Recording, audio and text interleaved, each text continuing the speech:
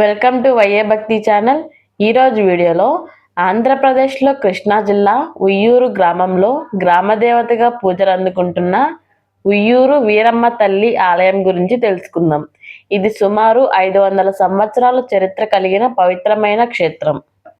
ఆ కాలంలో పశ్చిమ గోదావరి జిల్లా ఏలూరుకు దగ్గర పెద్ద కడియం అనే గ్రామంలో యాదవ కులానికి చెందిన బొడ్డువారి ఆడపడుచుగా ఆమె జన్మించింది. తండ్రి పరశురామయ్య, తల్లి పార్వతమ్మ. పరమేశ్వర వరప్రసాదంగా జన్మించినందున వీరశివమ్మ అని పేరు పెట్టారు.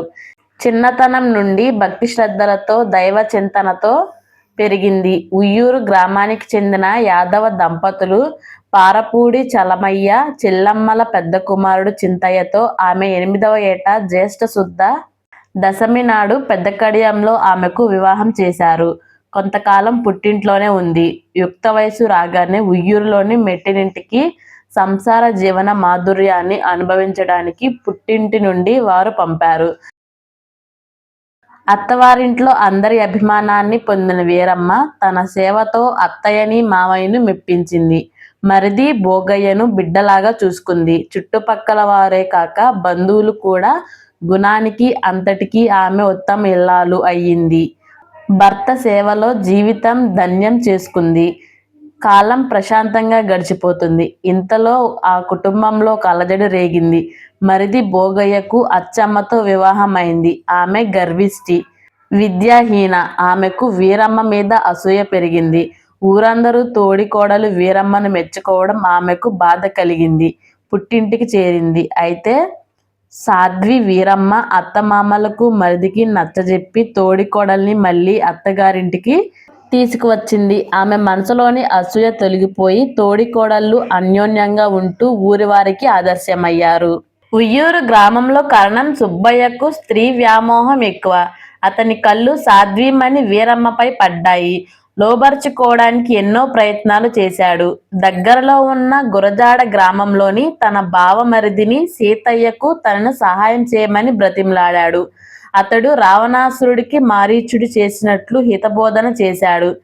చెవికెక్కలేదు. ఎంతైనా బావగారు కదా, తన సోదరి కాపురం ఏమవుతుందోననే భయం సీతయ్యకు పట్టుకుంది.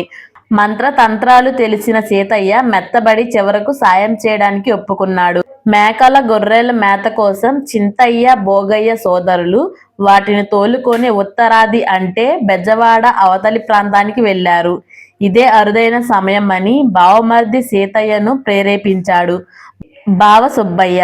సీతయ్య ప్లాన్ వేశాడు. తన నౌకరును విషం పూసిన సొరముళ్ళు ఇచ్చి చింతయ్యపై రహస్యంగా ప్రయోగించమని చెప్పి పంపాడు.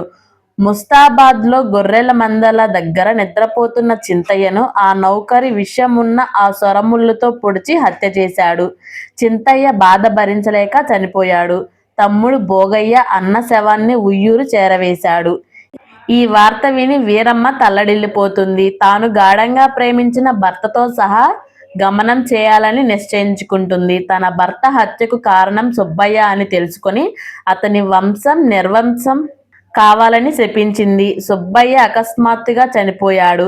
అతనితో అతని వంశం అంతరించిపోయింది. వీరమ్మ పుట్టింటి వారు ఈమెకు మళ్ళీ పెళ్లి చేయాలని బలవంతం పెట్టారు.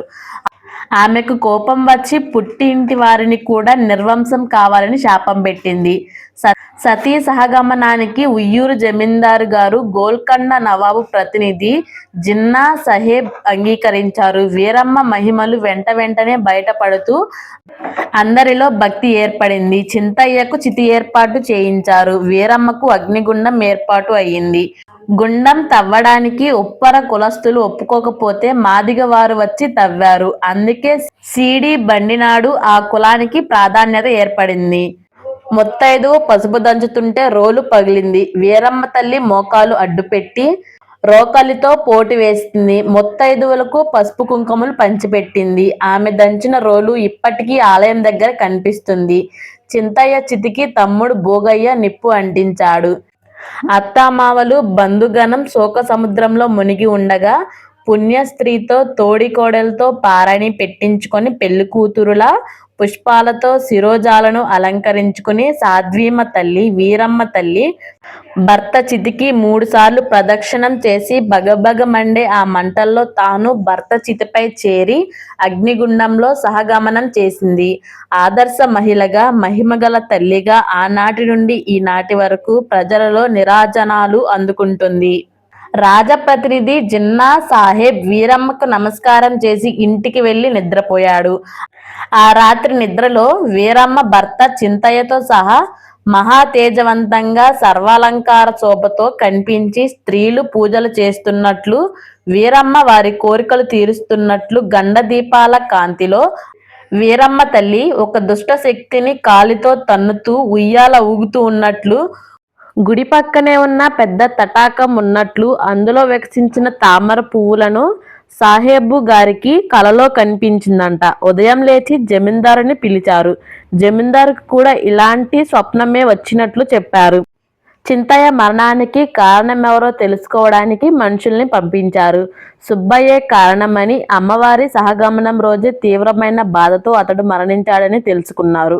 సుబ్బయ్య వంశం సర్వనాశనమై చివరికి వారసులెవరూ లేకుండా నిర్వంశమయ్యింది. అందరూ ఆలోచించి వీరమ్మ అత్తమామలతో సంప్రదించి గ్రామస్తులతో సమావేశం జరిపి సహగమనం జరిగిన చోట ఆలయాన్ని నిర్మించారు. చెరువు త్రవ్వారు. వీరమ్మ చింతయ్యల విగ్రహాలని, ఉయ్యూరు స్తంభాలను తయారు చేయించారు. జిన్నాగారు జమీందారు గారి సమక్షంలో భక్తుల మధ్య వైభవంగా ప్రతిష్ఠించారు. ఆలయం ఉయ్యాల స్తంభాల ఖర్చును జిన్నాగారే పెట్టుకున్నారు. చెరువు త్రవ్వించిన ఖర్చు ప్రతి ఏటా మాఘమాస శుద్ధ ఏకాదశి నుండి 15 రోజుల పాటు జరిగే ఉత్సవాలు ఖర్చు జమీందారు గారు భరించారు. ఆనాటి నుండి ముందుగా మెట్టినింటి వారు, తర్వాత జిన్నాగారు, రాజుగారు, తరువాత గ్రామస్తులు అమ్మవారి ఉత్సవాలను ప్రారంభించి కొనసాగించారు. పారుపూడి వంశం వారిని జమీందారు గారిని, ప్రభుత్వాధికారులని ధర్మకర్తలుగా జిన్నాగారు నియమించారు. అంటే వీరమ్మ తల్లి తిరణాలను ప్రభుత్వ పరంగా నిర్వహించే ఏర్పాట్లు చేశారు. అందుకే నేటికి పోలీసులు వచ్చేవారు. పసుపు, కుంకుమ, చీర, సారెలతో సంబరాలు ప్రారంభించడం ఆనవాయితీగా వస్తుంది. అమ్మవారు ఉయ్యాల ఊగే ప్రదేశంలో ఏ కట్టడము ఉండదు. తన భర్తను హత్య చేయించిన కిరాతకుడు సుబ్బయ్యను కాలితో తన్ని చిరునవ్వు చిందిస్తున్నట్లు ఉయ్యాల ఊగడంలో అంత అర్థం. ఆమె సహగమనం చేసిన 2 రోజులకే మాఘశుద్ధ ఏకాదశి రావడం, అదే భీష్మ ఏకాదశి కావడం, ఆ రోజు నుండే ఉత్సవాలు ప్రారంభించడం జరుగుతుంది. చరిత్రకాల గర్భంలో కలిసిన వీరమ్మ తల్లి మహిమలు నిత్య నూతనం. నమ్మిన వారికి నమ్మినంత శుభాలు చేకూర్చే తల్లి వీరమ్మ. తిరణాళ్ళు 15 రోజులలో ఉయ్యూరులో ఏ ఇంట్లోనూ పసుపు దంచరు, కుంకుమ తయారు చేయరు. ముందే సిద్ధం చేసుకుంటారు. కారం కూడా కొట్టరు. ఇవి స్వచ్ఛందంగా అందరూ పాటించే నియమాలు. తిరణాళ్లలో అమ్మవారికి సాధారణంగా అందరూ చీర, పసుపు, కుంకుమ పెట్టడం అలవాటు. అంతేకాక ఆ తరువాత ఎవరింట్లోనైనా వివాహం లాంటి శుభ సందర్భాలు వచ్చినప్పుడు కూడా చీర, సారే పెడుతుంటారు.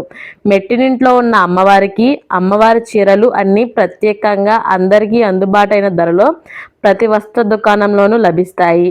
ఆమె పవిత్రతను ఇలా తరతరాలు పాటిస్తూ నేటికి నిలబెట్టుకుంటున్నారు ఉయ్యూరు గ్రామస్తులు. ఇప్పటికీ పారుపొడి వంశస్థులే ఆలయ పూజారులు. అమ్మవారిని సంతానం కోసం, అనారోగ్య సమస్యలు ఉన్నా, ఎలాంటి కోరికలు కోరినా తప్పకుండా తీరతాయి. మీరు కూడా ఒకసారి ఈ ఆలయాన్ని దర్శించుకోండి. ఈ వీడియో మీకు నచ్చినట్లయితే మా వైఏ భక్తి ఛానల్ని సబ్స్క్రైబ్ చేసుకోండి. ఈ వీడియో చివరి వరకు చూసినందుకు హృదయపూర్వక ధన్యవాదాలు.